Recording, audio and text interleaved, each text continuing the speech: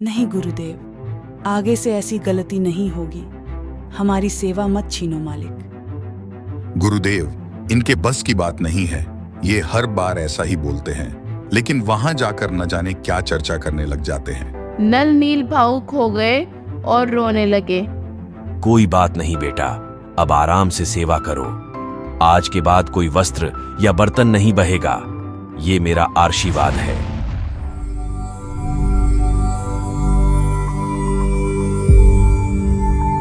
भगवान राम के समकालीन हुए दो भक्त नल तथा नील का भी रामायण में प्रसंग आता है। नल तथा नील मौसेरे भाई थे।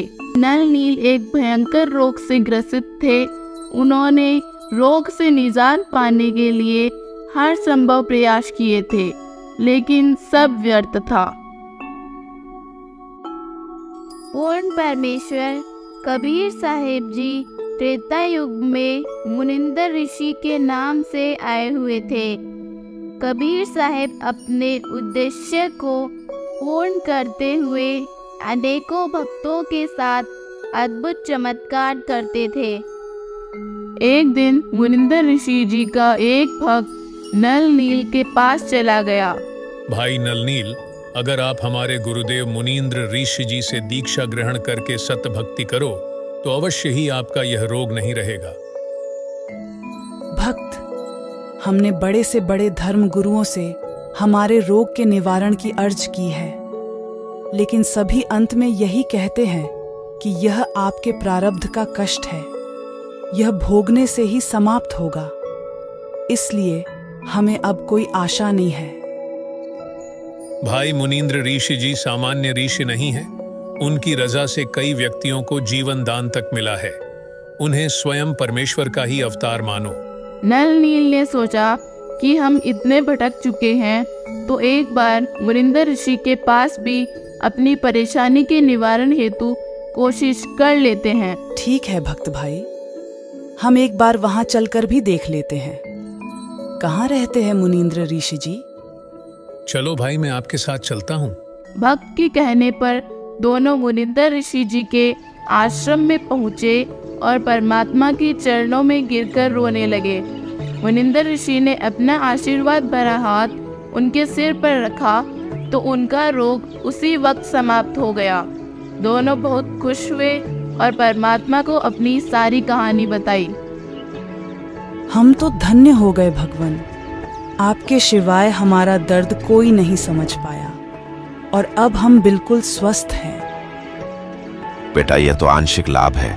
पूर्ण परमेश्वर की सतभक्ति ग्रहण करो ताकि आपको यहाँ के सभी कष्टों से निजात मिले। अवश्य भगवान, हमारा जीवन तो आप ही की देन है।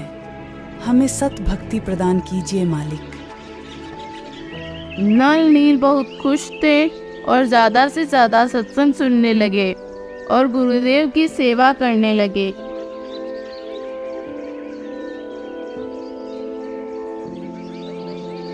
बेटा, आश्रम में बुजुर्ग असहाय भक्तों की सेवा किया करो। बुजुर्ग भक्त की सेवा बहुत पुण्यमय का काम होता है। जो आज्ञा गुरुदेव। दोनों भक्त बड़ी ही लगन के साथ बुजुर्गों की सेवा करने लगे।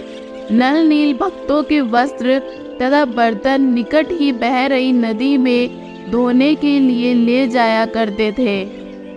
दोनों वस्त्रों तथा बर्तनों को नदी में भिगोकर परमात्मा के द्वारा किए समाधान और ज्ञान की चर्चा करने लग जाते।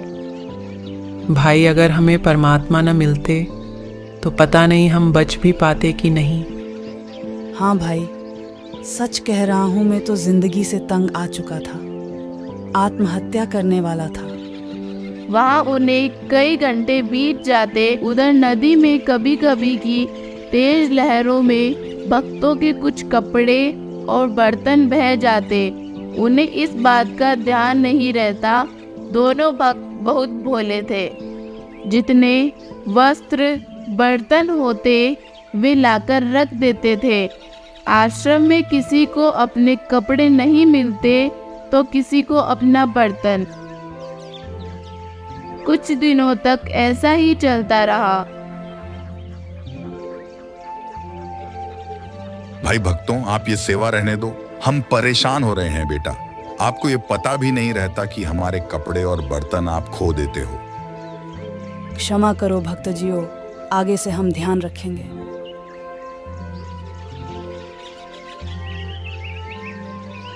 नल भाई, कल भगवान ने क्या ज्ञान सुनाया था, मैं तो गदगद हो गया। इस काल लोक में हम कितना कष्ट उठा रहे हैं, लेकिन फिर भी भगवान को नहीं समझ पा रहे हैं। भोले होने के कारण वे भूल जाते थे और यही समस्या बनी रही। बेटा नल नील, कल आपने फिर मेरा लौटा खो दिया। आप ध्यान नहीं रखते बेटा। ऐसी बात नहीं है भगत जी, हम पूरा ध्यान रखेंगे। बुजुर्ग भक्तों ने अपने गुरुदेव मुनिंदर जी से समस्या बताई। भगवान, अब आप ही उन्हें समझाइए, हम अपने बर्तन और कपड़े खो रहे हैं। परमेश्वर ने नल नील को बुलाया। बेटा, आप यह सेवा रहने दो, सब परेशान हो रहे हैं। इस बात पर दोनों रोने लगे। नहीं गुरुदेव, आगे से ऐसी गलती नहीं होगी। हमारी सेवा मत छीनो मालिक। गुरुदेव, इनके बस की बात नहीं है। ये हर बार ऐसा ही बोलते हैं, लेकिन वहां जाकर न जाने क्या चर्चा करने लग जाते हैं। नल नील भावुक हो गए और रोने लगे। कोई बात नहीं बेटा, अब आराम से सेवा करो। आज के बाद कोई वस्त्र या बर्तन नहीं बहेगा, ये मेरा आशीर्वाद है। आज के बाद तुम्हारे हाथों से रखा गया पत्थर भी पानी में ना ही बहेगा और ना ही डूबेगा। नल नील की खुशी का ठिकाना नहीं रहा और नदी के किनारे जाकर अपनी शक्ति को आजमाने लगे। दोनों ने वस्त्र पानी में डुबोकर छोड़ दिया तो वस्त्र वही का वही रहा। उन्होंने पत्थर भी रखा तो वह भी पानी पर तैरने लगा। दोनों बहुत खुश थे तथा और ज्यादा सेवा करने लगे। इस प्रकार परमेश्वर ने अपने भक्तों नल तथा नील को यह शक्ति दी। नल नील का समुद्र पर बनाए गए पुल में बड़ा योगदान माना जाता है। माना जाता है कि उनके बिना समुद्र पर पत्थर तैरना मुमकिन नहीं था। देखिए इसके पीछे की सच्चाई और सत्य कथा। लेकिन क्या नल नील की इसी शक्ति से रामचंद्र जी के द्वारा लंका के लिए बनवाए गए पुल के पत्थर तैरे थे या कोई अन्य करिश्मा हुआ था? इसके लिए देखिए दूसरा भाग। ये अनमोल ज्ञान जगत गुरु तत्वदर्शी संत रामपाल जी महाराज के सत्संगों का अंश मात्र है। संपूर्ण आध्यात्मिक ज्ञान के लिए सुनिए संत रामपाल जी महाराज के मंगल प्रवचन। आप संत रामपाल जी महाराज जी के मंगल प्रवचन संत रामपाल जी महाराज एप्लीकेशन पर भी सुन सकते हैं तथा उनके द्वारा लिखी पुस्तकें भी डाउनलोड कर सकते हैं।